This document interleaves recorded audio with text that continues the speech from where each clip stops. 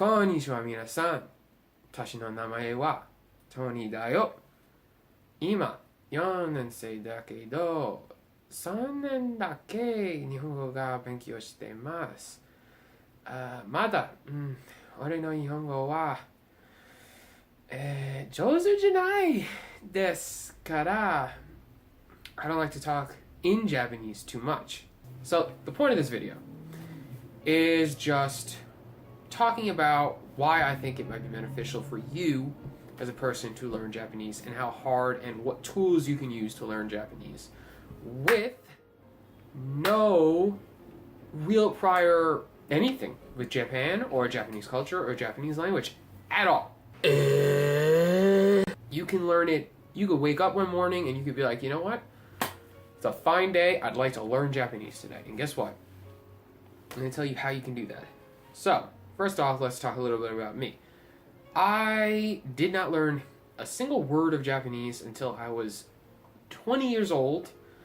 I was a sophomore in college when I stopped taking French and just decided to start taking Japanese. Now, I've had family who lived in Japan for many years, so Japanese culture is not something that's totally foreign to me, but I had never obviously learned any of the Japanese language whatsoever, nor had I had any real exposure to it other than, infrequent amounts of watching anime as a child and stuff like that. So, I was a complete novice. I did not know any Japanese before I started taking the class.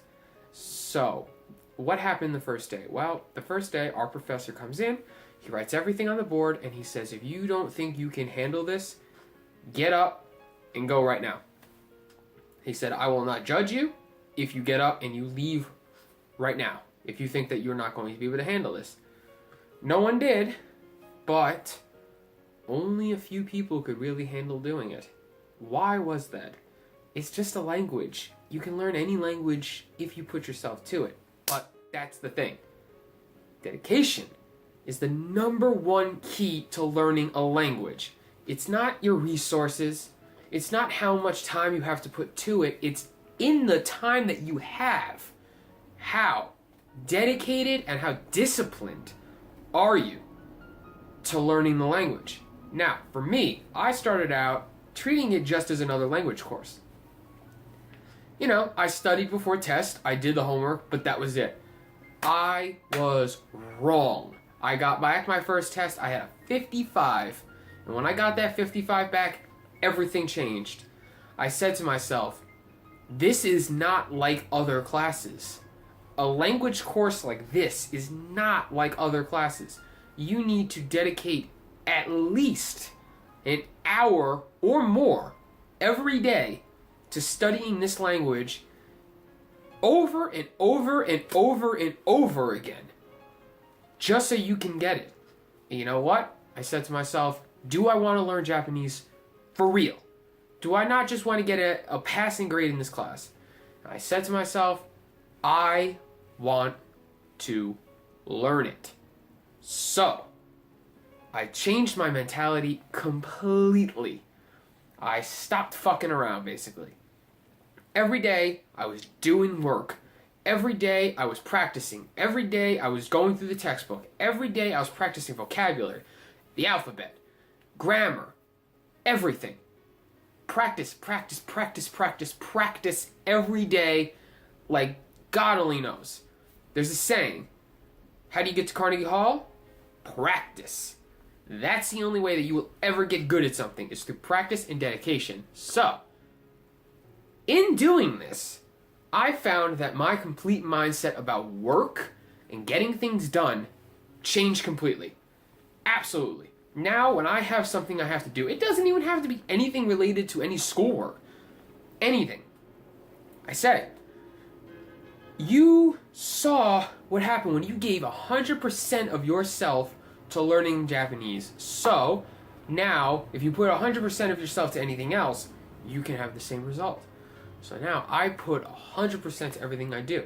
And I could really only give thanks to taking Japanese for that, because on a personal level, I wanted to learn it, so I had personal motivation.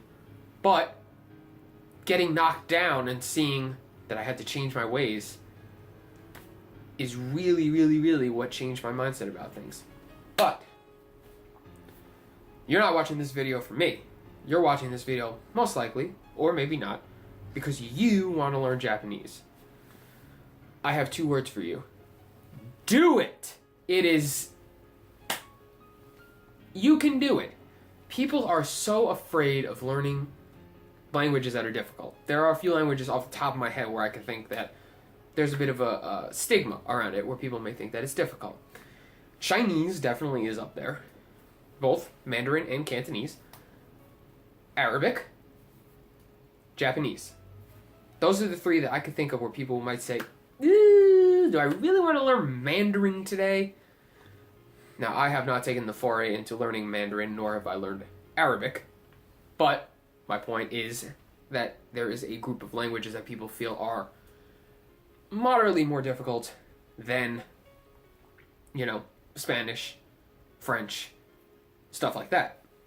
So, how can you learn Japanese? Well, the resources that I was given were 2 textbooks over the matter of the course of 3 years. The first textbook is simply, and you may have heard of this before, Genki. Genki is a fantastic book to learn Japanese from.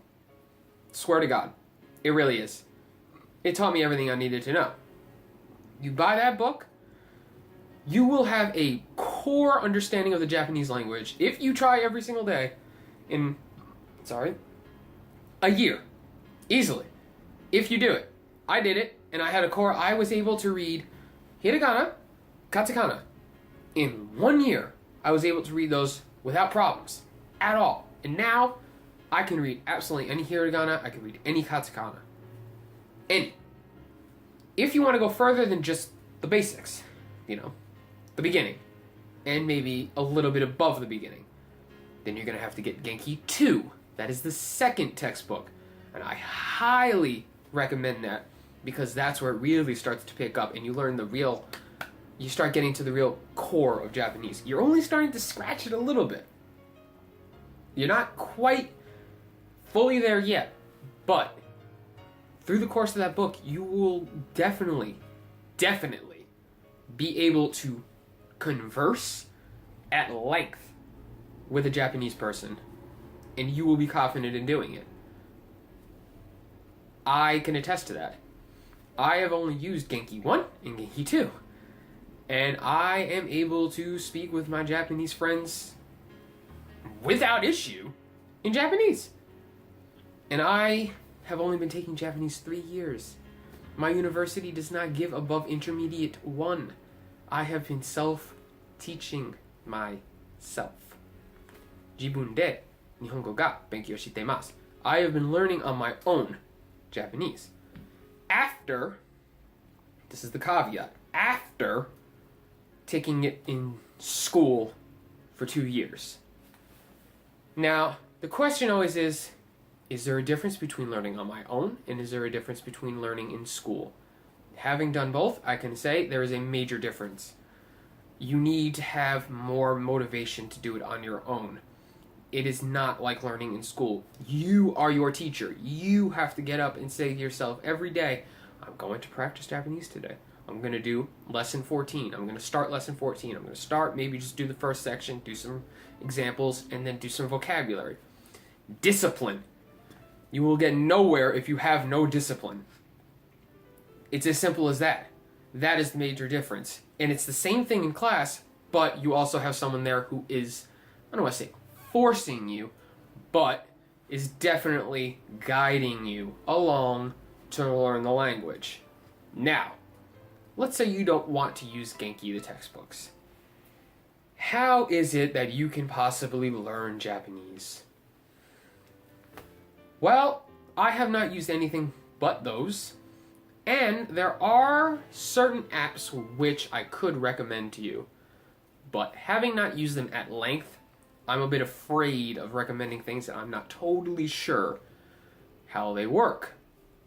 However, I can say one app that I have used in the past, in the way beginning, Duolingo, was a good one. It is very repetitive, and it teaches you over and over and over and over so you understand.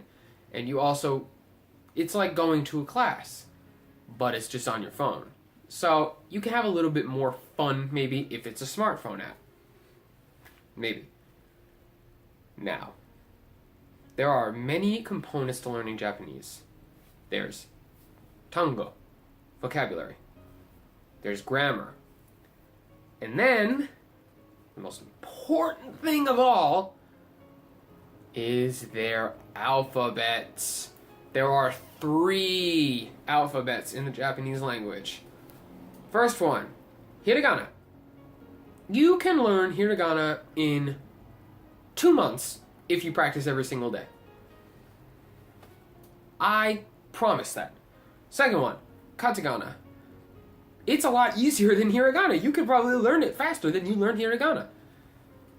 Still, very easy. Number 3, kanji. Kanji is the most difficult alphabet to learn in the Japanese language. Why? There's over 1,000 characters that you need to know if you want to be able to function as a Japanese speaker. Now, I do not know all of these thousands of kanji. I do not. I know at most maybe 300. Maybe. Now, I know a solid 150 down flat. I know those completely. Then there are 150 that, given context, given time to maybe think it over, I know what kanji it is.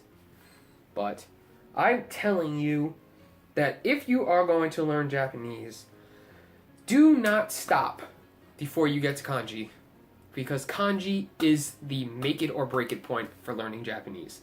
If you could start learning kanji and you could start getting kanji, you can do it. You can do it.